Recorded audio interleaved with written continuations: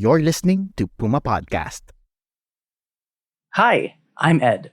You're used to hearing my voice as a reporter on Teka Teka, but we're launching a new segment in the show about pop culture, hosted by Bubbles Magpayo. Here's our first attempt at it. Let us know. Did you find this fun? Do you want us to talk about pop culture more on Teka Teka?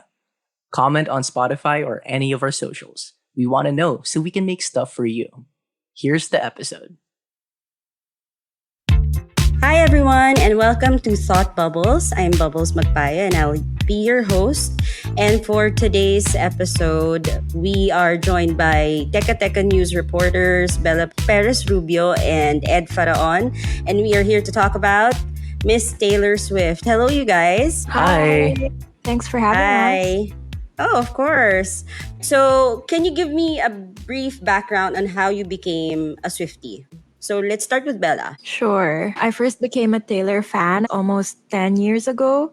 It was when 1989 had just come out. Of course, I was very aware of who she was before, but I think this was the first album where I really engaged with her as a musician, as a songwriter, really appreciated the album in its entirety as a conceptual project. And I became a fan very quickly after that and have been a fairly consistent fan ever since then. Thank you, Bella. How about you, Ed? When did you become a Swiftie? Ako naman, growing up with my two sisters who have been fans of the very early Taylor Swift pa lang. So I am aware of the old songs. So I know how popular she was. But, as I grew up, I kind of, did not follow the albums that she was releasing. But everything changed during, I think, 2022 when TikTok really blew up. Taylor Swift really blew up on TikTok as well. Trending songs always, every day may ibang trending song. Tapos how the mood among the youth is that there's every song that you could relate to from Taylor Swift. So that's where I am at right now. As I grew up, I did not really follow the albums, but back in 2022, I got to know her more, and then I'm right now I'm in the process of really following what she did during the years that I wasn't following her. Well, thank you for that, Ed. Ako, pareho kami ni Ed. I think we're very similar in terms of how late we are or how late we became Swiftie. I became a Swiftie during her folklore era. I think 2 years after the folklore album was released. I really enjoyed that album. I think I played it every single day for the past several months. In 2023, I even watched her Long Pond studio recording. That's how obsessed I became of folklore.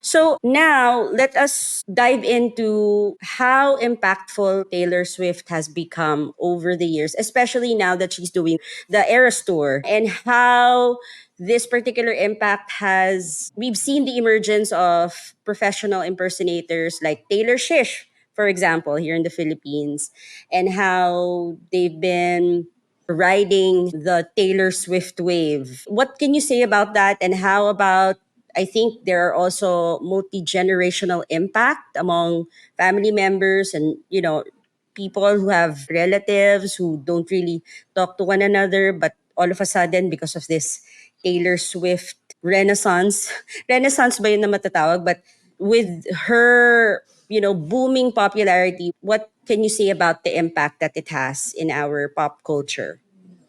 It's interesting how there's a debate right now on X. I hesitate to call it Twitter, but anyway, I still want to call it Twitter. But on that platform, people are talking about Taylor Sheesh, and I'm sure you're familiar with Taylor Sheesh.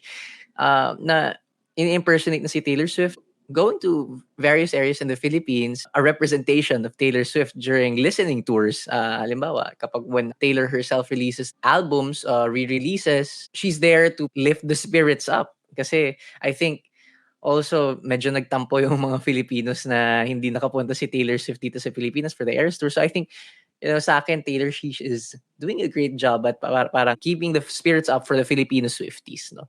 So That's one side, pero the other side naman, people are saying, mabuti Taylor Swift isn't going after Taylor Sheesh because, definitely Taylor Yeah. Swift has the rights to go after Taylor Sheesh.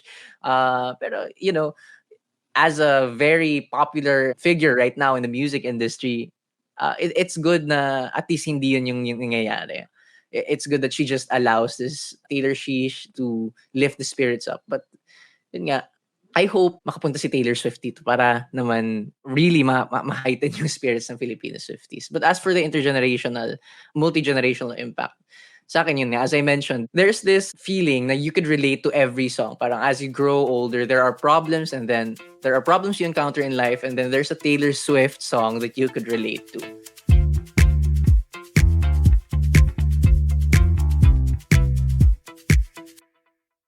I think it's very interesting. There's been a lot of think pieces that have been written, not just about the Eras Tour, but also 2023 being a year where we've seen women exercise their economic power to the fullest. I think what's special about the Eras Tour is it was very much a female experience, but it was also a multi-generational experience. I personally went to Eras Tour in Tokyo with my mom. Wow. And I think it's very rare for there to be an artist where you can go with that set of people. My best friend of 10 years, who I grew up with her from a teenager to someone who's now several years into the workforce. And then, of course, my mother. And for that experience to be equally special to all three of us, but maybe not for the exact same reasons. We Right. connected with different songs. We became fans at different times. So for her to be that all encompassing, yeah, it's very moving. It was moving to be there. And I think also Taylor herself has acknowledged the fact that the Eras Tour is one component of this year, 2023, so last year. Thanks for that, Bella, for sharing that. And I think for most of us who knows what's happening to Taylor and her private life, she has more than enough popularity that I think nobody in the world, wala nang hindi nakakakilala kay Taylor Swift at this point. So, siguro to end this conversation, what is next for Taylor Swift? I think there are talks of her planning to produce and direct her full-length movie, her first full-length movie, after the Eras Tour. However, there are talks on her Eras Tour extending. And I think you'll be pleasantly surprised that there are talks of having one here in the Philippines sa may Clark daw. So, what do you think about that? Honestly, I just want to be surprised by what Taylor is going to do. She has this genuine connection with fans. She does things that amaze us. Parang inviting fans sa kanyang flat, di ba? Parang she constantly surprises us and I just want that aspect to remain. I don't want her to be dictated by pressures. Just be herself, really. That's all for me. I'm not really following the news about the feature film. I've heard about it, but I think with Taylor as a longtime fan, if she's not talking about it, I kind of don't fully engage with that yet. I think she'll tell us in her own time and she'll tell us in a way that's exciting. What I'm really excited about right now is her album dropping later this month, April 19, The Tortured Poets Department, which I think, just based on the name and how she's marketing it, will be another big flex of her writing skills, which is my favorite part about her and her artistry.